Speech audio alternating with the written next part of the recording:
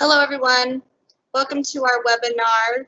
Today we have Ricardo Bernello and David De La Rosa on with us. We'll be going over the deviceWISE customer use case demonstration. If you have any questions, we'll be going over those at the end of the demonstration. So I'll turn the ball over to Ricardo Bernello. Ricardo, go ahead. Hello, Kipli. Good morning. Thank you so much. It's a pleasure to be here with all of you guys. A quick introduction. My name is Ricardo Brunello. I'm Vice President for Telit. I am in charge of our industrial solutions. I'm based here in Florida, and I hope that we can have some nice time together here in this presentation. I also hope that my daughters don't enter in my room screaming like crazy as we are live. David, good to have you here also. Do you want to introduce yourself? Hi, thank you, Ricardo. This is David De La Rosa, VP of the factory industry vertical here for us. I'm also located here in Boca Raton, and I hope today's presentation will give you some insight how many of our customers leverage deviceWISE to solve many of their use cases. Thank you. Awesome. Great to have you here, David. So thank you so much for all of you that are joining today to see how Telit is disrupting industrial solutions using IoT really to bring digitization to a reality. So a very quick introduction in terms of who Telit is. Telit's a global company. We're traded in London Stock Exchange, and we connect basically one new machine every second. This is a really incredible number. For people that think that IoT is the future, I think this is a very clear statement that IoT is now, and that this is the technology that is really changing how things operate, mainly in industrial applications. A very quick overview. Telit is divided in three main business units. The one that we call IoT Modules. Think Telit, I would say like the Intel of Internet of Things, where we produce millions, more than 30 million devices, chips, that goes inside all different types of things, from industrial gateways to switches, to smart meters, to connected cars. Every time that you are using cellular technology, and one of the use cases that I picked here to show you is a cellular connected use case, you will need a data package, a data plan, SIM cards. And Telit's a global MVNO, so we have our SIM card plans, as well as we have the ability to control the quality, the performance, the cost of your connectivity. And we have what we call our software and platforms that is like the brain of our solutions. And this technology, we brought it from an acquisition that was done in 2013 from a spin-off of IBM Automation Group, division, a company called ILS Technology, based here in Florida, that is the headquarters for services for us. And then we bring to our product portfolio products such as SecureWISE and deviceWISE that are really bringing this reality of putting intelligence to the shop floor. Telit's a global leader in this space. I like this ABI research where they classify Telit as a leader, and I will even read here their statement saying that compared to Kepler, deviceWISE has the advantage in lower latencies. Compared to Foghorn systems, deviceWISE has more advanced IT/OT integration capabilities. Compared to homegrown data extraction and edge intelligence solutions provided by industrial automation companies, deviceWISE has more flexibility and more advanced software. Yes, deviceWISE is growing significantly in industrial solutions, and we are in all different verticals, from semiconductors to automotive, food and beverage, pharmaceutical. This example, this chart that I bring here, shows how relevant is the presence in one of the most advanced, probably the most advanced and automated vertical, that is automotive. Today, 7 out of the 10 biggest car makers in the world, they use deviceWISE as their industrial IoT platform. 10 out of the 20 tier 1 companies in automotive, they use our technology. So, and the reason for this is that because we are really bring more and more productivity to these customers, is we are helping them on making things better. One of our vice presidents here has a very interesting statement. Normally he says, IoT exists for 3 things and 3 things only. For you to make money by having disruptive types of services and offerings and products to the market. So our technology can help OEMs, machine builders, to have a better product that will bring new functionalities to their customers.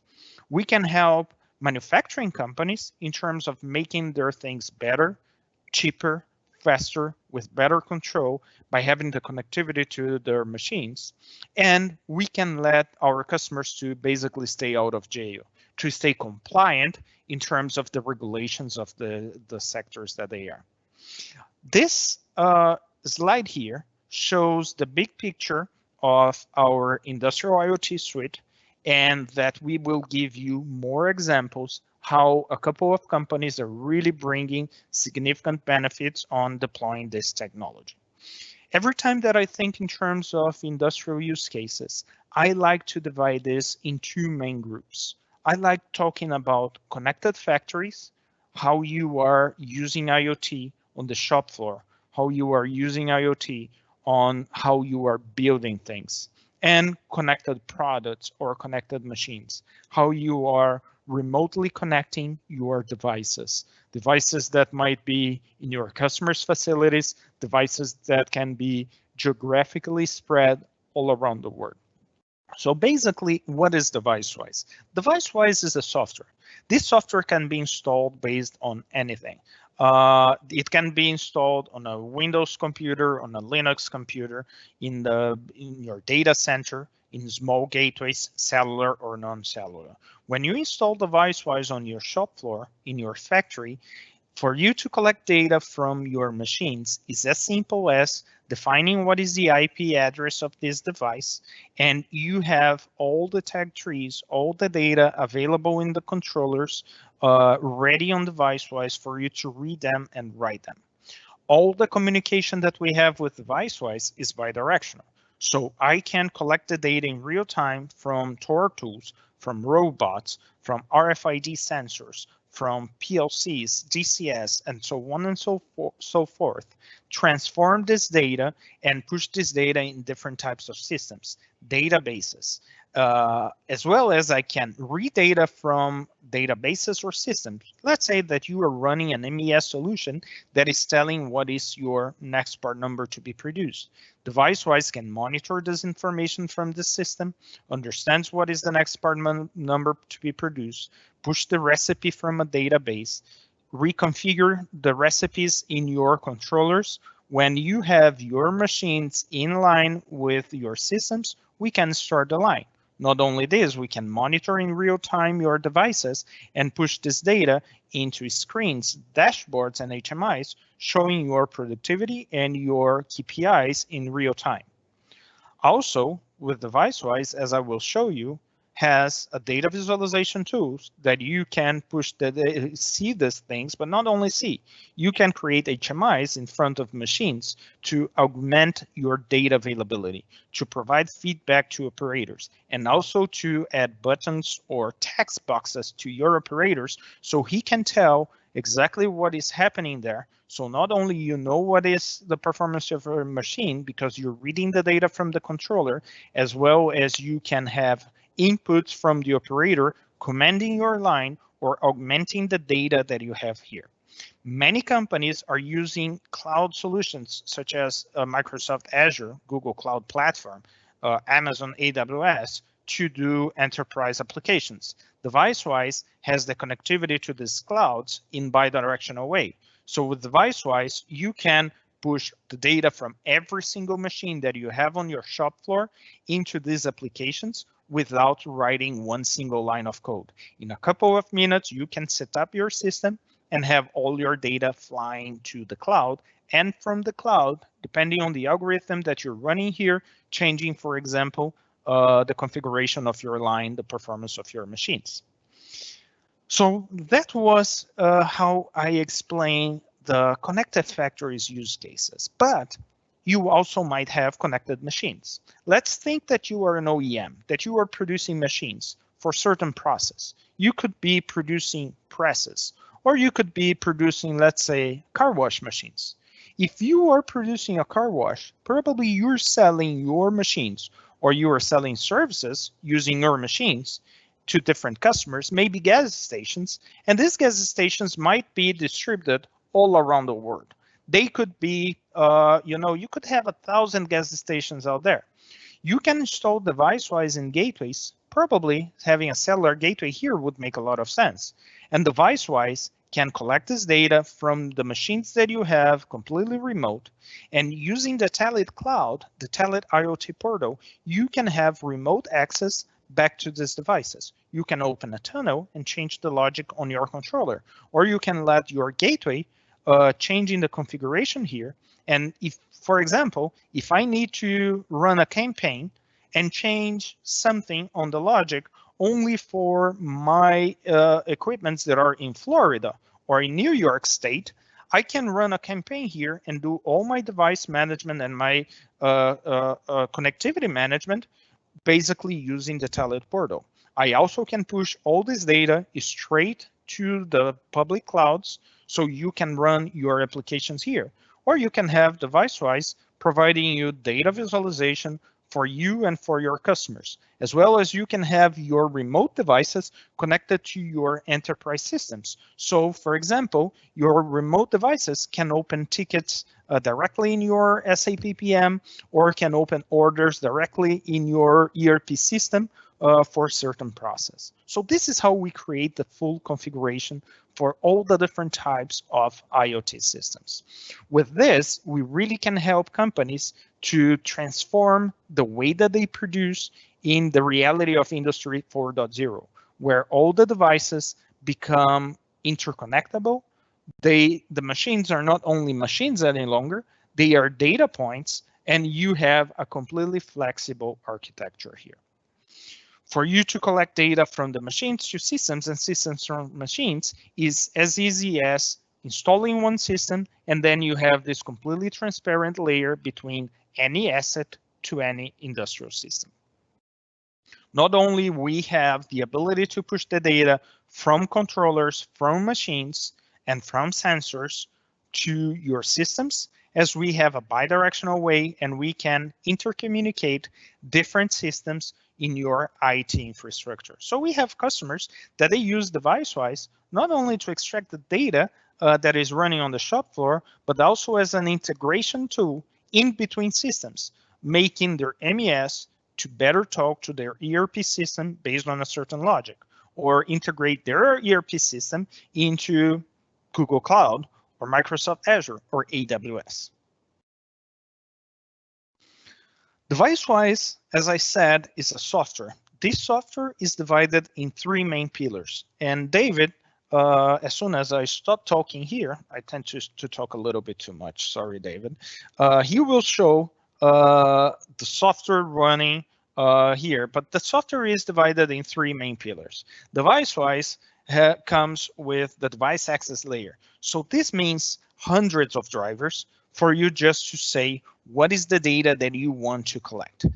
So we have a policy, let's say that we don't let any machine behind.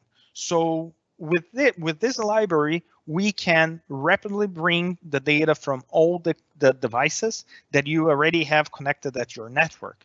And we also have the ability of adding external instrumentation, reading IOs, electrical signals, digital and analog, pushing data even from things that are old or that were not planned to be connected through network connectivity.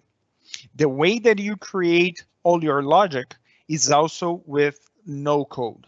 deviceWISE is a no code platform. So you can drag and drop blocks of logic. You just create your flow of logic, and now you can do this complete integration between all your things, all your systems. And we have our enterprise access layer where deviceWISE can intercommunicate to all the different ERP, MES, systems and cloud solutions that customers have. So basically, deviceWISE is not one product. deviceWISE is a platform. By being a platform, you can create endless types of solutions. So what is the value for you to have your things connected to your IT systems? What is the value for you to collect data from your machines? You can create multiple applications that will make your line more productive or make your product more appealing to your market. You can have this complete integration and automation out of your machines. So we can make a Siemens PLC to talk to a Fanuc controller, to talk to a Mitsubishi CNC, and so on and so forth. So with this, we can integrate different brands and different protocols in a completely transparent way. I have a customer that the biggest challenge that they brought us was in a certain line that was cutting metal and doing parts for implants like hips or knees replacements. The challenge was they had a CNC there. If I remember this correctly, it was a Siemens CNC.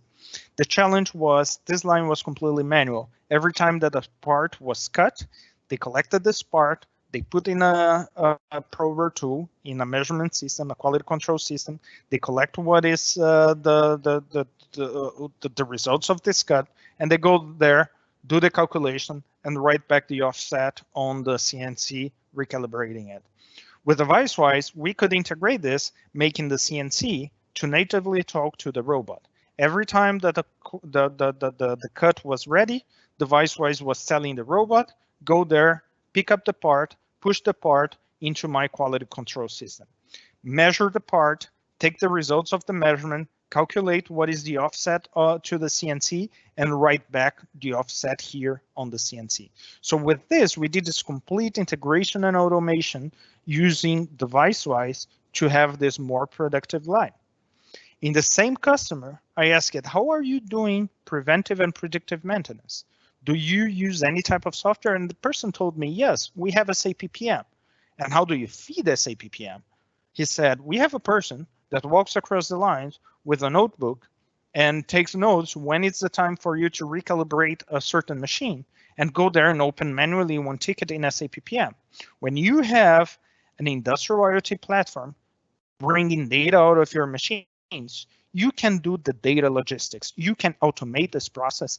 And then the way that we implemented that was deviceWISE was reading, for example, number of cycles, power consumption, precision on the cut, and opening automatically based on just a very simple configuration, something that can be done in maybe a couple of hours, opening directly the tickets into the enterprise system, into SAP PM, in this specific example.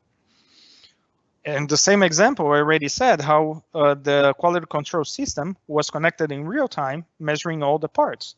But also, as we have the connectivity of these parts, I know if the machine is running or not. I know how many good parts and how many bad parts this machine produces. I can create quick KPIs, such as OE, to measure the efficiency of my line. And I can have all my machines connected to my IT, so I have a complete visualization and control on all my industrial assets that might be producing millions of dollars every single day. And connecting to artificial intelligence platforms and running algorithms was, it's as easy as it can be. All your data is connected. So IoT is a journey, and definitely by having a powerful IoT platform such as deviceWISE, we significantly help our customers on walking through this journey. Let's go to the use cases. That is the main objective of this webinar here. What is an IoT factory and a non-IoT factory? The way that I see an IoT factory is identical as a non-IoT factory, but we have the ability of bringing the data of all the different types of components that you have on your OT space, interconnecting them with your IT space. And this is what we did for this specific customer. The customer had the challenge of having the visibility of the process. Some of the data was coming natively from the drivers of the machines that we could get. Some of the data of the machines that were used were very old legacy machines, and we used just a hardware adapter reading data from electrical and digital signals. deviceWISE was doing all the calculation, pushing the OE data into HMIs and dashboards that could be seen by the customers, pushing the data in terms of dashboards in end-on displays, bringing real-time information for rapid response on the line, improving the timing it takes for jobs to be done in the line, and having all the data accumulation, concentration, and treatment in the company IT systems. Here, I can even show you very quickly how easy it is for you to create an application and for you to do the data visualization when you have deviceWISE. So basically, we can use deviceWISE to do all the calculation of all the KPIs. And we can use our dashboard viewer and our HMI creator for you to create these applications. As simple as you create a PowerPoint. You just select what are the widgets that you want to use. You just drag and drop these widgets, and now you can create them as simple as you can see here.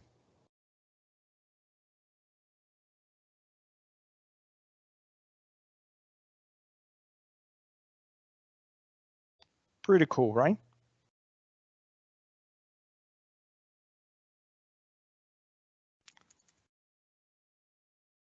Oops. Sorry for that.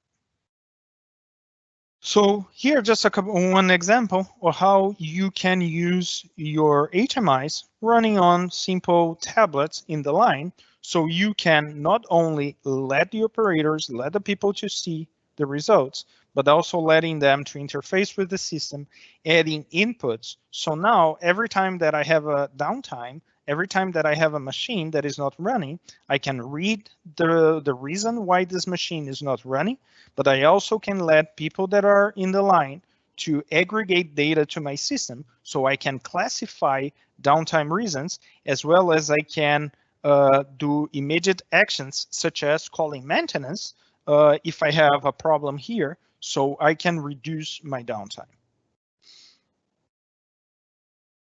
And in this specific example that I will bring here, this is a real use case that we deployed. This is the largest electronic producer in the world. This company is producing cartridges for ink printers and is the biggest brand of ink printers in the world. They produce several thousands of cartridges per hour.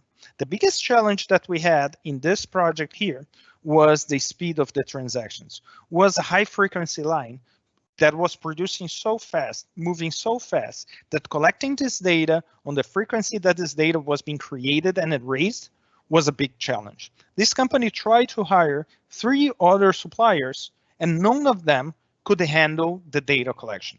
As deviceWISE is a real-time data collection engine, we can collect this data in real time. We used only deviceWISE technology here to collect this data and to transform this data in real information. We created here the digital twins, and in basically 3 weeks, only 3 weeks, we were collecting the real data from all the different machines in this very complex line. We created the digital twin so managers can see the results of the production of the shift in real time in this nice control room or in their mobile phones or tablets all around the line. The results were great because now people see how the line is running. Every time that we have a problem, deviceWISE identifies the problem, create an alert, and push for rapid reactions out of people. deviceWISE can be implemented by system integrators or even by the people that are working in the line as this becomes a no code. And every time that you have a change in your process, you can just drag and drop one more block of logic, as we will show, and improve your process and the way that you are visualizing the things and controlling your machines. Now, let me go to a different type of use case. Let me go to a connected machine. I talked about the connected factories, how you can improve the data available and the integration on the shop floor. But what if I am an OEM? What if I produce things and I want to improve the servitization of these things? I want to sell services, spare parts, and make my customer happier with my product. Yes, I can use IoT for this. And in this example that I bring here, it's a real example of one of the biggest, if not the biggest, laser cutting machines in the world. They use deviceWISE, and deviceWISE goes installed in every single machine that they sell to the market. deviceWISE can read the data in real time from all the different machines, their machines, and eventually some of their competitor machines, transform the data coming from the controllers of these machines into information for you to have a more intelligence application, pushing the data into the SAP ERP systems or databases from their customers. So now their machines can natively talk to the customers' systems that they use to control. But not only that, the biggest challenge of this customer was not only making a more intelligent machine, but also selling additional services to their customers. The way that we engaged with this customer was we put the Telit IoT portal to remotely control all the hundreds. Today, this customer has almost 1,000 machines connected. We have the ability of opening remote tunnels. So the engineers of this company that could be in the United States, in Japan, or whatever, could remotely access these machines on a very secure way and change and control and do maintenance on these machines without the need of jumping into an airplane.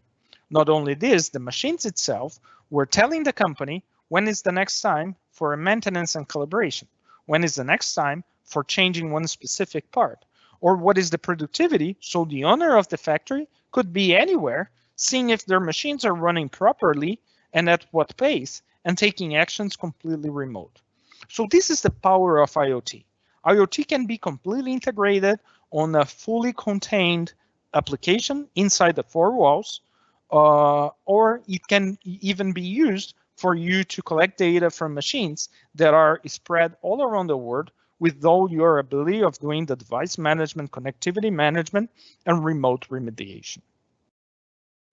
Another very quick example, in this case here, in the oil and gas, where we are collecting data on the very same way from different machines. These machines are inside trucks.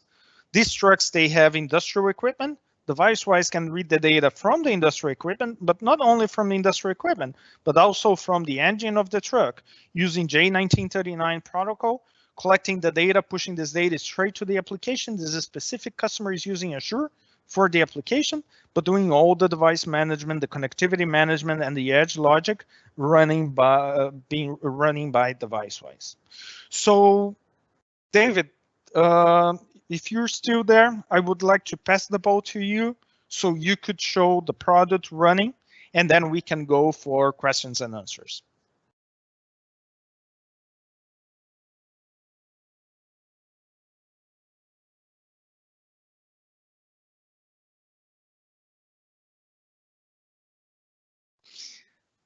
David, I think you are on mute. Not anymore. 1 second. First of all, just to make sure, Ricardo and Kipli, do you see my screen? We do. And obviously you can hear me. That's good. Correct. Well, thanks, Ricardo, for the quick intro. And then I'm gonna go over. I know we don't have a lot of time, but what I'm about to show you will give you a good flavor of what you could do with deviceWISE. You could certainly feed quality systems with data. You could compute, OEE, which is the bread and butter of factories. We want to make sure the equipment is used and scheduled properly. Another aspect is preventive maintenance to keep the equipment going. As Ricardo mentioned, some factories to this date, they do maintenance on fixed schedules, which result in equipment kind of not being available instead of when they absolutely need to do it. So the preventive maintenance is one key kind of use case that you could realize with deviceWISE very easily. And with the advent of cloud-based systems like the Azures, the MindSpheres, the GCP, and the IBM Watson, you could also purchase analytics as a service. You know, you hear the terms machine learning and so on, but the reality, the business outcome is tell me when I need to do this change ahead of time. Give me enough time because I cannot afford downtime. And there is another aspect that you could realize very easily with deviceWISE is interactions with MESs. You know, there's many MESs in the market. Some are based on Microsoft systems.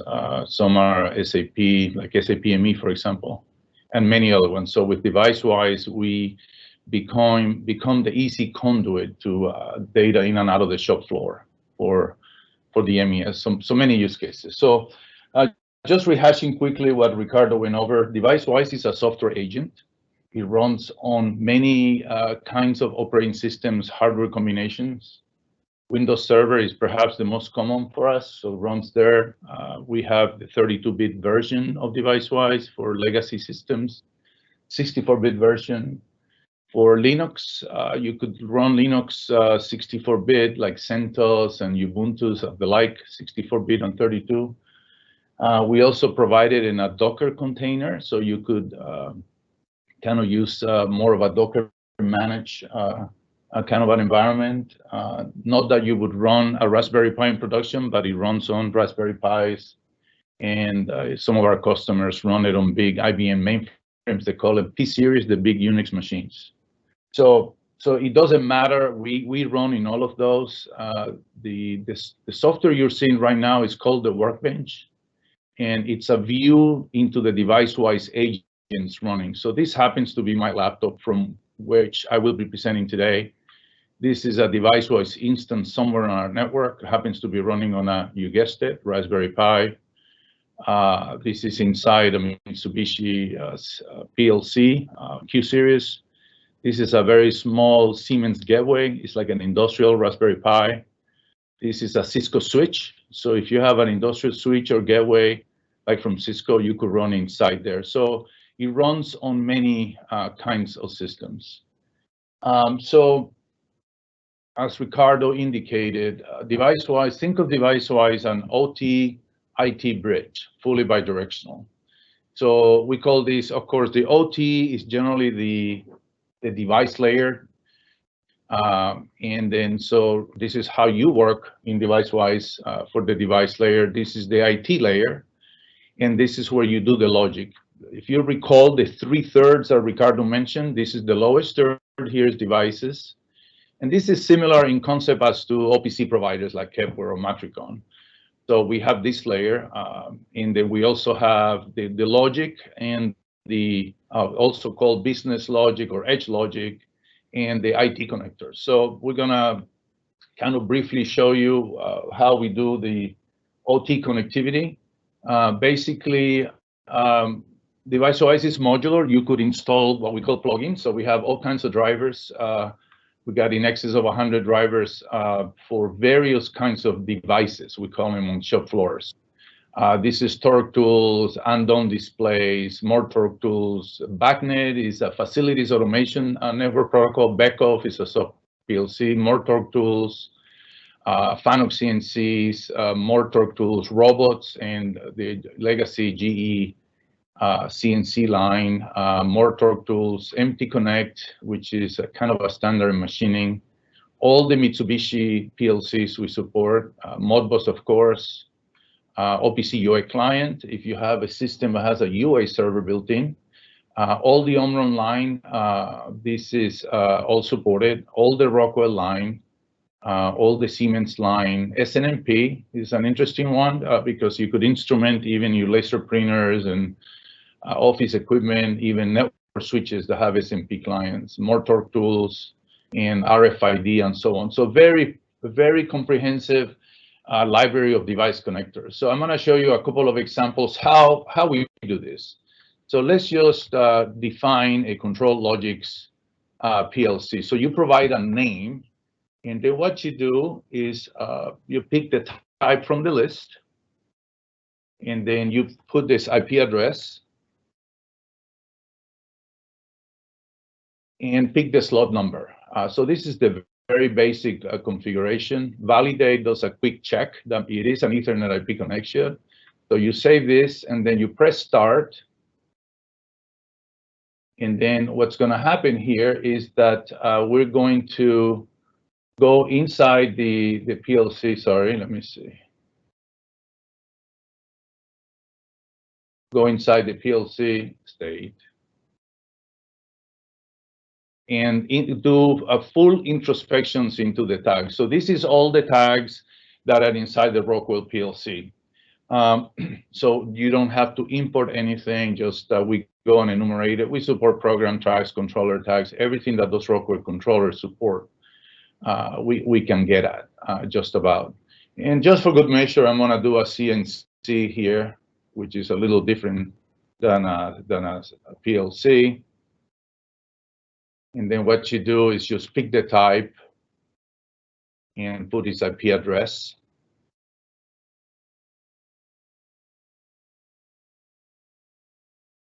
And again, you could do a quick check that, yes, I can talk to it. You save this definition, and then you start. And then we sort here by state, go to the top. And now you have the full FANUC CNC address space available to you. So you have access to servo information, access, and of course, the PLC part. It's called the PMC of the CNC. So this is how easy we talk to devices, and generally we do this to all devices that we can, that the hardware allows. And this is the beginning of any industrial IoT application, whether it's OEE, MES, quality, preventive maintenance. So this is the beginning of it all. The next part, and then we have numerous drivers, and they are all available to run on Windows, on Linux, with the exception of OPC-DA. But generally, our drivers are native done, bare to the metal, so they run in many of the operating systems that we support. So the enterprise connectors, which is the IT side of the OT-IT model, is basically what can we exchange information with, and basically we support basically everything that is IT commercial out there.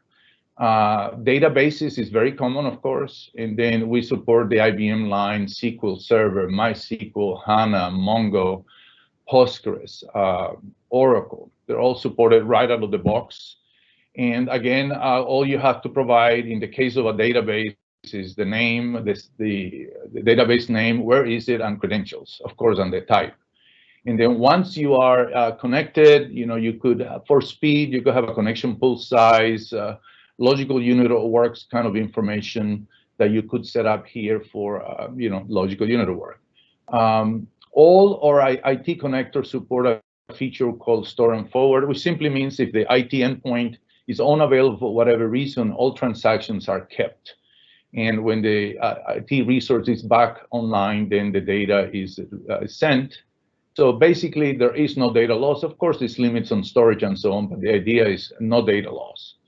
So we support RESTful or HTTP kind of communications. There are many business systems that are front-ended with a web server, for example.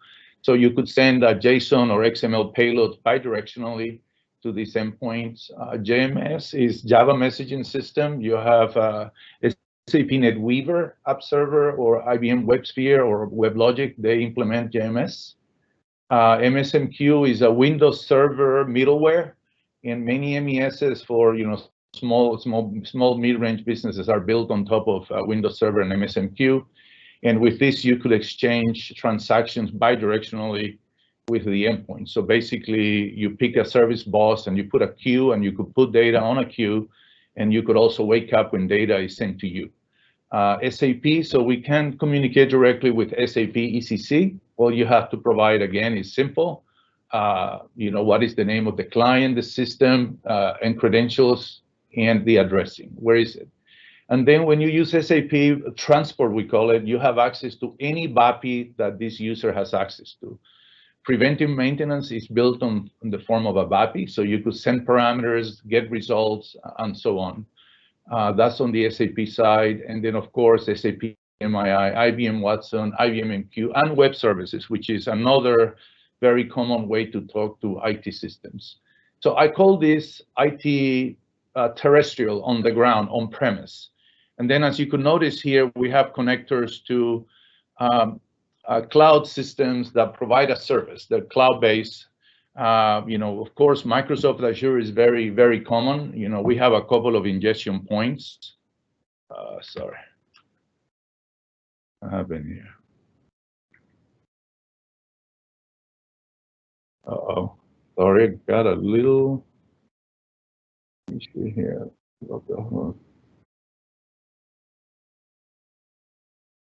Okay, let me see.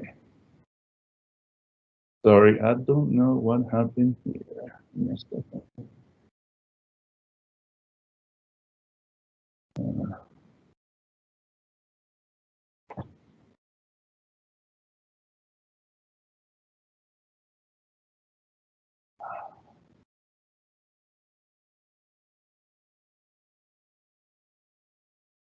Yeah, I don't know what happened. It appeared on me on the workbench.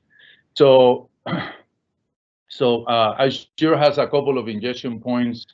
We could deliver payloads to the IoT hub, they call it, or the event hub, and we also receive information from Azure into us unsolicited. AWS IoT Core when it's on the cloud, and it's also called green grass when it's on premise. And Azure has something similar called IoT Edge. We also support it as well. Google Cloud, as you know, Google is very heavy into the artificial intelligence, so we support BigQuery, which is used to send large amounts of data for analytics, and PubSub to do kind of like a PubSub, many endpoints subscribe to this hub, and then they get data for various things. And of course, our friends at PTC ThinkWorks. So any IT on premise and any IT on the cloud. So now you have a numerous large amount of drivers talking to OT systems, and now you have the equivalent talking to any IT system, which is on-prem or also on the cloud as a service. So the thing that glues all this together is what we call triggers, and this is the business logic. And I'm creating a small project here, and then I will show you how we do this. And this is the no-code kind of programming, so to speak, that Ricardo was mentioning about. It's a visual, it's a flow chart. All the logic blocks here are highly encapsulated. One block talks to SAP. All you have to supply is the input parameters and maybe get the output parameters. And the way this works is the top half is called an event. And this is what triggers the logic to run. There's many kinds of events that we support. One very simple event type is a schedule event. For example, this event runs every second. That's a very, very simple, not terribly useful, but very simple. Another one is more of a scheduled, like every week of the year except the holidays. Say in the summer, a week of holiday, and then at the end of the year, another week. So you deselect what you don't want it to run. So fundamentally, this trigger will run and do something every maybe end of the week. You could have another trigger that runs at the beginning of the week because you're keeping track of weekly production. Maybe the beginning of the week you clear a lot of counters and settings, and at the end of the week you totalize and send them to some IT system. So this is what we call a trigger based on a schedule. There's other kinds of triggers based on maybe on a device data. So for example, if we want this trigger to run because this bit changes on the Rockwell PLC that we defined earlier, if it changes or if it's equal to 1, then the logic down here will run. So this is also very common, in OT, because PLCs set a flag, we look at the flag, and then we do, and then you pick the rate, how do you want this to be read. That's one kind of trigger. More sophisticated trigger is, for example, PLC logic event, and this is when the devices, like a PLC, sends you the data without you requesting. So we support all the ones that the hardware supports it. Siemens has multiple kinds. Rockwell has message instructions. Mitsubishi has different ones, and so on. The beauty here is that your data is comes with full data integrity. There is no polling. There is no timing issues. Your data comes when it comes, and the PLC knows when you receive it. So this is a very powerful way to deliver data to PLCs, to device-wise. Just for the sake of argument, let's do something every second, and we're just going to create this trigger, simple PM application. Now, what we're going to show you below here is how we do the logic, right? So one very simple trigger to illustrate what we can do.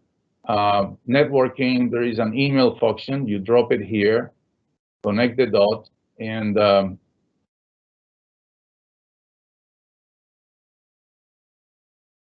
there is a simple, every second is going to deliver an email to somebody. So of course you have to put the server credentials and what kind of security and authentication, who from, who to, attachment, and so on. So this is a very simple, preventive maintenance application. Of course, not every second, but maybe because some sensor tells you that there is a fault. Let's just pick maybe this bit. Yeah, bit 0 is equal to a 1. Then it means there is a fault, and then it sends an email to the maintenance manager at the plant, and boom, away you go. A more realistic way to do this on a large corporation is we will create an SAP PM ticket. And this is done through what we call our enterprise action. So you drop it here. Of course, you have to develop that transaction. Just select it. And then when this runs, or in addition, it could open a SAP PM ticket, or it could be a Jira ticket, or it could be an SAP Maximo ticket. So this is how simple it is to develop, business application. Now that's just PM. If there is a quality system you need to be fed, of course, the transaction then is going to go to like a historian or relational database. But the paradigm is the same. You pick the event, whether it's old or the data is being streamed into us, and then you deliver the data to the end system, which is a historian or a database. If it's for OEE, then you could do some mathematics here. We have you could do if then else, you could do expressions, you could do computation, and then you could have a running OEE, and then you could visualize it. So that would give you kind of the OEE kind of use case. But again, it's the same tooling, it's the same triggers. If you notice, there's nothing here specific SAP or Maximo. Everything gets abstracted, which makes the tool very attractive. You learn one thing and you actually hit many systems at once. There are some specific logic here for Azure, for example. So if you want to deliver data to Azure, you could do this. You could drop it here and pump the data to Azure. Or if you are waiting for Azure to send you a signal, then you wait on an Azure event. They send you what they call telemetry, right? So when Azure pumps the messaging to you, your business logic will run, and you take some remediation on device-wise, maybe setting a stack light or turning off something on some device. So that's kind of briefly what device-wise does. I mean, I know we don't have a lot of time. I could also tell you that we have a very robust role-based security system where you could define roles and allow some users to have access down to a tag if needed. So very, very granular, lots of control. And if your enterprise uses like LDAP or Active Directory or ADFS, then you could turn it on. And now the whole role-based security of device-wise is managed by the IT infrastructure. So like a maintenance person cannot write to some tags, maybe only to an e-stop or a diagnostic tag, and that's all they will see. An IT person may not be allowed at all to touch a PLC and vice versa. An OET person may not be allowed to touch a transaction to a BAPI in SAP, and so on. So in a nutshell, that's kind of what we do. Very briefly, you could do just about all the use cases we mentioned before. You could do MES, of course, using relational databases or queuing systems, or you could do the cloud as a service with GCP, Azure, and the like. You could do preventive maintenance and predictive maintenance with the same cloud tools. You could do OEE and display OEE on handhelds, iPads, phones, and giant displays, and even random words. And of course, you could feed a quality system. So at this point, I guess I'll turn it over back to Kipli or Ricardo for a Q&A session. Perfect. Thank you so much, David. And Ricardo, thank you for your presentations. So we have quite a few questions in the chat here, so I'll just start out by reading them one by one, and David and Ricardo, you can answer them. If anybody else has any additional questions they'd like to ask, please feel free to put them in the chat. So the first question we have here is, how do I interface your chips in a PC-based edge system? Ricardo, that's more for you. Well, on the question, I understand that you're asking in terms of how Telit chips can interface with the Telit technology. We announced recently a brand new technology called Modules. Basically, this is an agent that provides you all device management functionalities straight from the module. We didn't have time in this presentation here to go through the details in terms of our device management cloud solution, our what we call the IoT portal. But basically, we can interface with these remote devices that are connected through cellular network into a device management system like that. So, it will be a pleasure to go through more details later. If you want, please drop us one email, and we can have a specific demonstration of this part of the technology. Perfect. Thank you, Ricardo. And the next question we have is, can the deviceWISE device, PLCs, drivers pass streaming data directly as Kafka, Producer, or NiFi? Currently, we don't have a Kafka connector. It is on our roadmap. And when it is available, you will be able to basically either sample data from those devices or receive a stream originated from those devices into Kafka, just like it would be if you were to stream to the existing ones today, like GCP, Azure, and Watson, and the like. It is a roadmap item for us. Yeah, but as well as you have in Kafka many IT connectors, deviceWISE can also play these IT connectors. So in case that you want to have deviceWISE talking straight to systems, as we talked here in terms of having deviceWISE collecting the data from the controllers and streaming this to specific systems, deviceWISE has these capabilities on the IT connectors. So. Perfect. And then the next question we have here is, can your native drivers pass data directly, not via OPC, to any SCADA system or HMI? If so, which SCADA or HMI? That's a good question, but it's a pretty generic question. There are many ways to deliver data to HMI systems. Of course, OPC is a very common method. Some HMI systems present a Modbus server interface, so we become a client and we put data there. So there's a variety of ways to do it, but it depends on the HMI in question. With our display builder, you basically have the HMI right in the product, so that would be another option. But if there is an existing HMI, it depends on the HMI and the mechanisms to deliver, data to it.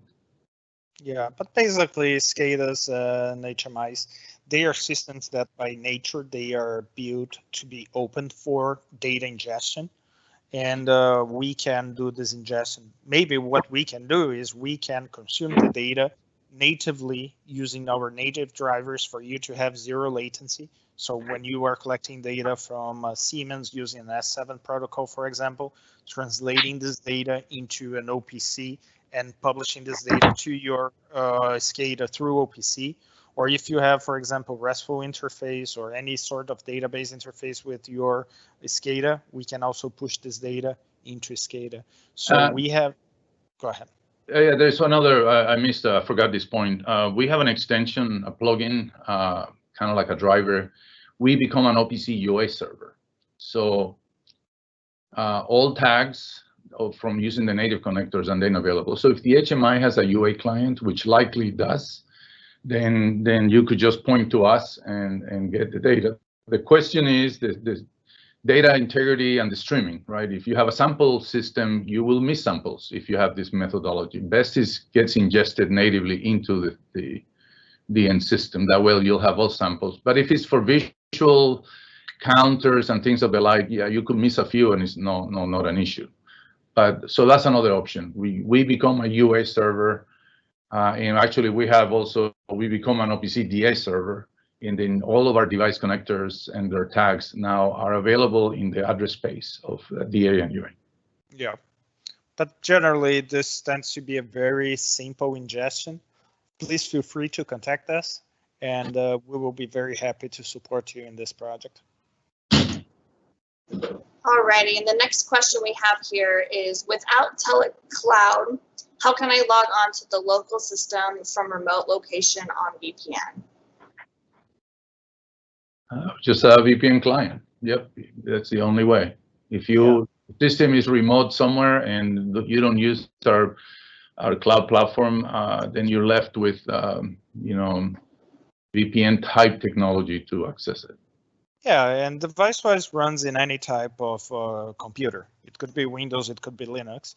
So if you already have remote access to your node, to your machine through VPN, there is nothing wrong about you having device-wise running on the edge, doing all the edge logic there, and the distribution and the logistics between machines and systems locally, and then you can have just the VPN accessing this node as you would do it with any other type of PC application. Very good. And the next question we have here, for legacy machines, the I/O module used to interface this Telit is Telit's product? If so, what is it called and what protocol does it talk to device-wise? Yes, we have one product that is called Smart I/O. Basically, the Smart I/O is an I/O converter. We can read the electrical signals, the digital and the analog I/Os that you can wire up on the I/Os of the machines, or even add external sensors to this machine for an instrumentation. We have the driver for this specific I/O, and then we can consume the data coming straight from this hardware interface. There are many ways that you can consume data from external sources, but certainly this should be the easiest one, and the name of the product is Smart I/O. All right, and this next question is in relation to the display builder. Can I have the widgets and screen development as in-premises installation? Yes, our the dashboard builder, all the HMIs that you saw there, it can run completely on premises, so you don't need to have connectivity to the internet at all. This data doesn't need to be published in the internet. This can be completely on premises. In that specific example that I gave in my presentation with the control room, all those displays, they were running in browsers, but only locally, so completely on premises. Very good. And then in relation to the electronic use case for the manufacturer, someone asked a question, electronic producer fast data is not clear. How were you achieving it? David, do you want to comment on that? How we can collect the data in real time, no latency, so we make sure that we don't lose the data on controllers that are changing the text very rapidly? Yeah, so we use this methodology we call events. So the devices are the ones that are sending you the information. So we're no longer polling, because if it's a very fast process, you will invariably miss data no matter how fast you poll, because you have network latencies, you have all the things on the network and so on. So what we did, we asked him to switch the logic around, is when parts went by to fire what they call a message instruction. They were using a lot of Rockwell equipment. So we were basically getting events as they were happening in the machine. So we catch them, they get buffer, everything gets displayed. That's why we were able to do it. If you use a polling methodology, you will likely run out of use very quickly, because there's just the physics and the latency. It cannot be done. or it cannot be done easily, but I believe it just cannot be done. If you don't do an event, then you will miss. And that's how that was a very successful project. And we have a very interesting also paper that we can share the link with you if you send us one email, that we compare the performance of deviceWISE with the performance of open solutions. So basically like OPC. And deviceWISE being a real-time system, our latency is very close to zero. What can make sure that you have the data reliability on all your data collections. Not only this, when you need to insert data in a controller for a machine to start a certain process, every millisecond that you take in terms of latency represents downtime in your line. So sometimes what really happens is we can increase the productivity of the lines by providing data faster out of that line, or in the example that I give, we can provide more reliable data, making sure that you're not losing data just because your pooling is not fast enough for you to collect that data. So real-time data collection and data delivery is something extremely critical, mainly in discrete manufacturing, when you have high frequencies machines that are changing the tags on a very fast way. Very good. And the next question we have here is, can deviceWISE act as an OPC UA server for all the data it collects from various PLCs? Yeah. Perfect. And then we have another question here. How do we have redundancy at the edge where deviceWISE is running? And how does this RS-485, RS-422 do a changeover without a bump over? Can you say that again, please? Sure. So the question was, how do we have redundancy at the edge where deviceWISE is running? And how does this RS-485, RS-422 do a changeover without a bump over? Oh, I see. So one easy way to achieve that kind of high availability is having a couple of deviceWISEs on the same bus. The 422, 485 is a multi-drop, kind of like a serial interface. So you could have multiple nodes in it. So that could be one way done with hardware and using, another deviceWISE node. And then if one node fails, then the other one can keep on reading, and they both could keep reading. It's just the throughput on the wire is kind of the key. This is at the hardware layer. There's high availability done at the upper layers where you could use clustering, or our big customers use load balancers like F5 balancers, and they have multiple deviceWISE nodes behind it, and they fan out the work. But that's more a high availability at the enterprise level, not at the hardware level.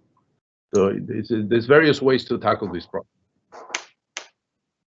Okay, and then the next question we have here is, all new devices are capable of new IoT protocols like MQTT capabilities. Where are you positioning deviceWISE in those cases? MQTT, it's a very robust protocol on top of TCP/IP. There's still issues with payload definition.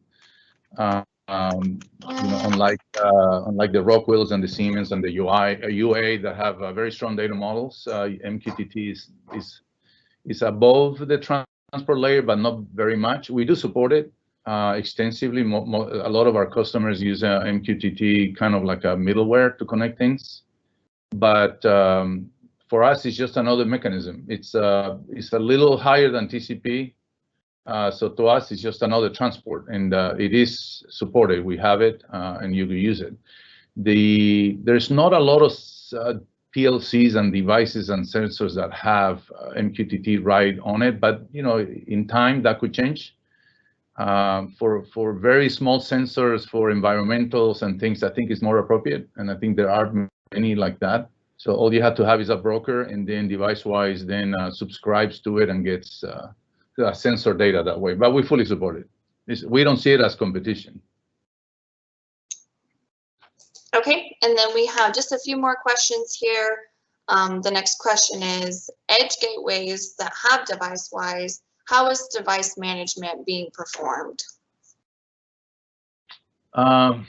So if the edge devices are like a cellular small Linux gateways, like a Multitech, Cradlepoint, Siemens, you typically do device management using our portal. Our portal or our cloud service sweet spot is the device management. So when you have 10,000 of those in the field, you want to know that your logic, like the triggers and the flowcharts that you saw, are all up to date. The firmware is up to date, so you could do firmware updates. But all that goes through our portal, our cloud service. And if they have cellular connectivity, then we have a feature in our portal called CM, or connectivity management, and that's how you manage the data plans, the data rates, enable SIM cards, disable SIM cards, because we have interfaces with the cellular providers system, like Jasper, AT&T, for example. We interface directly, and then you could see all your SIM cards. So the net is you use our portal, our cloud platform, to do the DM, device management, and connectivity management. Otherwise, it will be very difficult to do. Thank you, David. The next question we have here is, if there is a text or CSV file which is continuously being updated by some legacy SCADA, how can deviceWISE keep getting the latest insertion in that file on deviceWISE unsolicited? Can you show that logic or function? Actually, there is a way to do it today. We have, if you go into the staging group, you're going to see a local DB import. Then what that will let you do is import this CSV into what we call the local database. So it's a two-step process. The first, you need to bring in the CSV into the local database, so it has a relational flavor to it. That's one part. The root event here is a file system event. So you pick a directory, and then when a file is put in there, the trigger will fire. If you recall on my demonstration, the event was either a timed event or an Azure event. Well, this one will be a file system event. And when the file system event fires, you'll have information about what file, when, how big, and so on. So when you get that trigger, you will then import into the local database. And now you could do some SQL to find the last records, the newest records, for example. And then you get those records, and then you do what you need to do with it. So you would use the triggers that you saw me kind of display. It's a little bit of trigger work, and in the future, we may encapsulate something that is a little richer, that basically it does the differential and it gives you the net. Oh, only these 3 rows, so you don't have to do it in the triggers. But you could do it today, and in the future, it could be easier. So you don't have to write, complicated triggers. Not that they're complicated, but it's still writing a trigger. Thank you, David. And then we have just 2 more questions here. How is timestamp data from files taken inside the deviceWISE? If it's the same CSV question, there is a column on a database of type timestamp.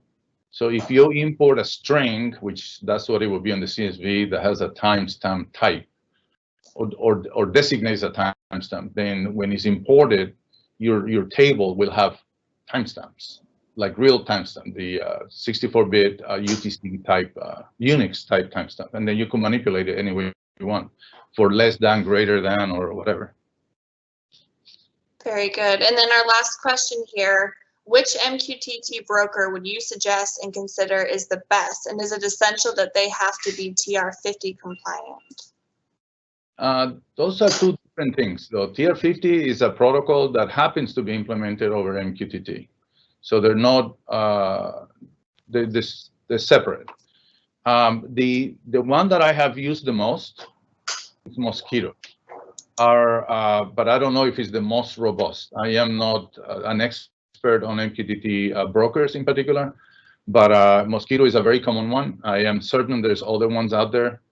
I could tell you that we have our own broker on our portal, and we have tens of thousands of devices connected talking TR50, but under the covers is MQTT. So I would say that ours is a pretty good one, but it's not something that you could deploy in your enterprise. It's something we use for IoT. for our edge connecting to our platform.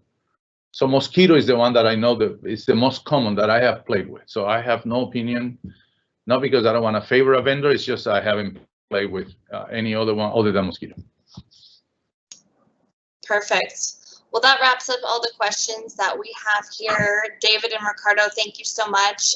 If anybody else has any additional questions, I went ahead and put my email on a published chat, so feel free to reach out to me. And just a reminder, this has been recorded and it will be available on the Telit YouTube. Thank you so much, everybody, for joining. Have a great day.